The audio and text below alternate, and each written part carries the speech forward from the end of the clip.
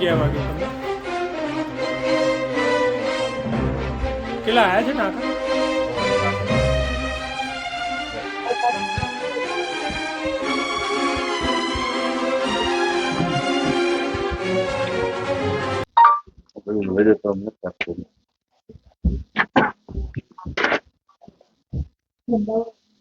ગામ અને શું ઘટના બની હતી? મારું નામ ગણપત છે, ભલાભાઈ જીવાભાઈ, ઉધમાપુરા.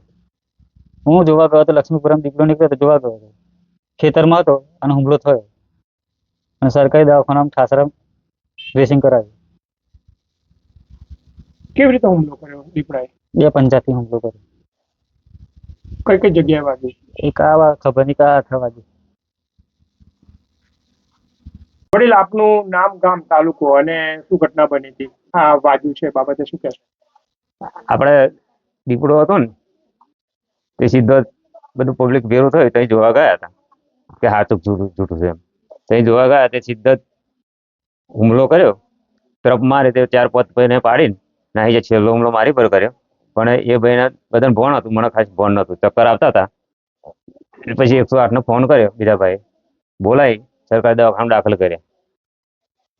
અને મારું નામ વિનુભાઈ સુકાભાઈ રાઠોડ. ઘટના ક્યારે બની હતી? 3 વાગે. આપની ઓળખ, કયા ગામના છો, કયા તાલુકાના છો, શું કહેશો? હું ઠાસરા તાલુકાના ઉધમાપુરા ગામ ના સરપંચના બ્રધર છું, નાના. અને અમારી સીમ વિસ્તારની અંદર 12 થી 2 ના ગાળામાં દીપડો આવ્યો એવી લોકવાયકાથી હું ગયો હતો.